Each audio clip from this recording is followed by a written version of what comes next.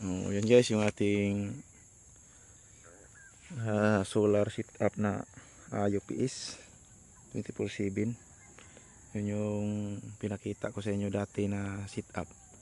Yan yung kanyang mga antenna. Ayan. UB20 yan. UB20 na antenna. Ubiquiti. Ayan. So ito yung solar panel natin. 200 watts po ito.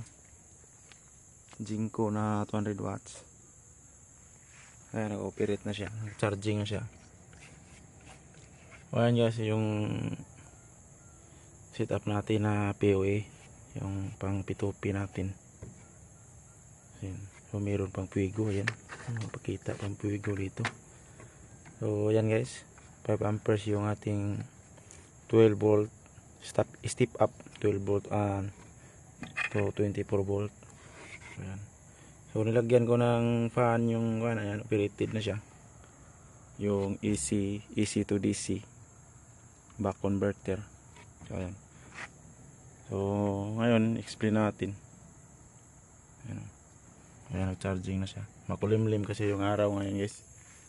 Ayan, makulimlim siya yung panahon. So meron niya nakabukod yung ating main antenna. Yan. Nakabukod yan dito sa ating tower. Yan. Yan. Para madaling ma-maintain. So, yan. Makulimlim yung panahon. Kaya mahina yung harvest natin. Pero tingnan nyo. Naka 13.4 tayo. Ayan. So ito yung sinasabi ko sa inyo guys na pag halimbawa wala na yung araw sa wala na yung hindi na yung magkarga yung solar dahil gabi na.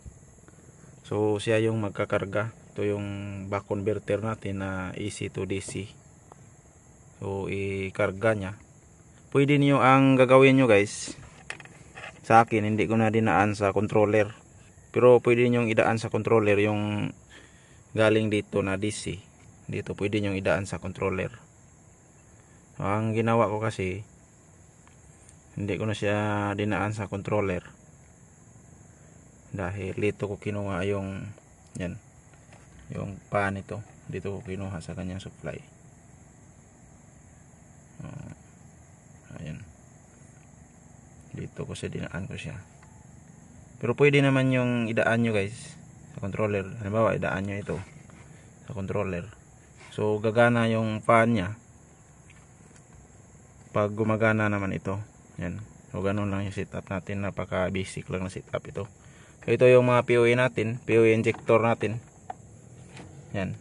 So 4 port po ito dahil tatlong antenna lang yung pinapagana ko. Dahil hindi naman importante yung ibang mga antenna. Ito lang yung tatlong antenna. So ayan. Ito yung ating switch hub. Naka back converter ito. Step down. So ayan. Yan. Yung ating fuse. Yan. So, ito yung sinasabi ko sa inyo guys na gumagana siya. Tingnan nyo yung voltahe ng controller. So ito yung AC. Yan, nakasaksak ng sinasabi ko sa inyo dati. Yan. So na set up na ito. Ngayon ko lang na set up dahil sa sobrang busy namin guys. Maraming sila. Ito yung photo controls natin. Yan, nakikita nyo. Yan yung photo controls. Yan o. Yan. So, may wiring dyan. Nakakasit up lang namin dito ngayon.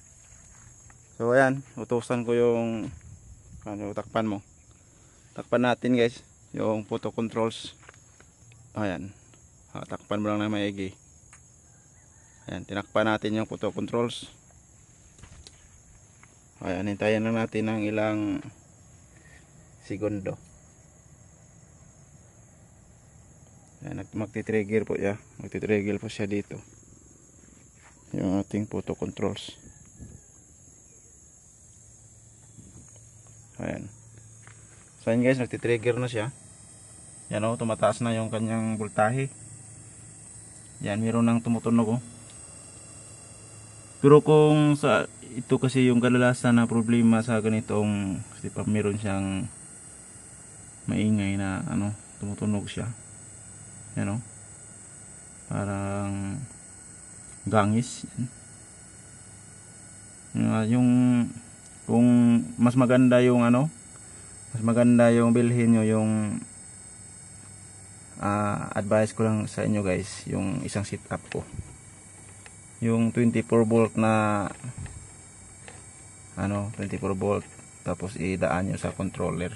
Pero sa akin din ako na dinaan dahil maliit lang yung aking baterya. Yan yung baterya na 24 volt 24 Ah lang ito.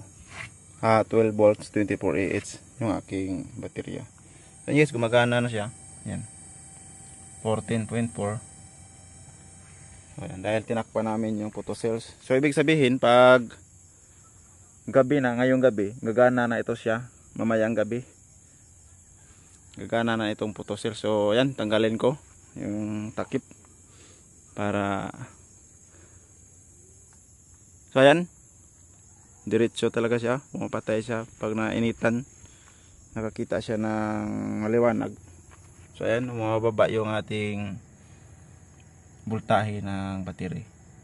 So ayan, so ganun lang yung ating setup. So hindi na ito basta-basta malulubat guys, liban na lang kung merong problema. Kaya hindi na ito basta-basta mamatay yung ating P2P. Yan. So sa mga gustong matuto sa ganitong setup, tingnan lang yung video ko guys. Kung meron kayong matutunan, mas mabuti. Pero kung wala naman kayong matutunan guys sa video, okay lang din sa akin. At least meron akong naibahagi sa aking munting setup. So hindi naman ito pang professional na setup guys, para pang DIY lang ito, parang laro lang ba. Ayan.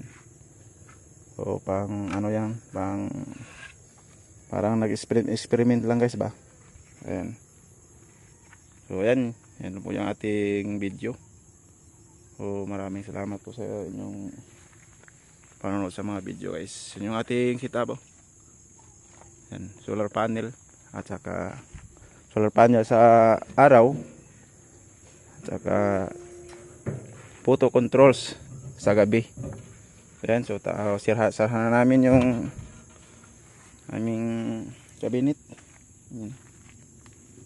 Meron itong kuryente, yan, malayo kasi yung kuryente dito, hanggang 150 meters yung layo ng kuryente dito.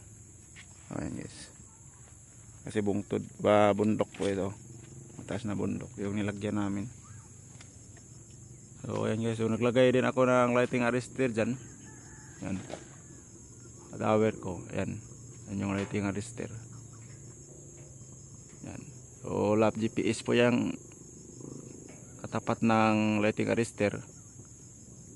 So minsan na itong natamaan ng kidlat guys, pero hindi na damay yung mga antena. So bakit namin alam na natamaan yung natamaan yung sa kidlat, dahil lahat ng dyan meron dyang puno dyan na mamatay siya. Saka dito rin puno dito, kasi sa puno lang kasi namin siya itinali yung banting. Ayan, so namamatay yung puno dyan. So kaya nilipat namin dito sa bato. Yan, pang samantala muna nilipat namin dito sa bato. Yan, malayo kasi dito guys, pag magbuhos tayo ng simento, malaking abala na sa amin yan. Kaya ito na lang yung ginawa naming paraan.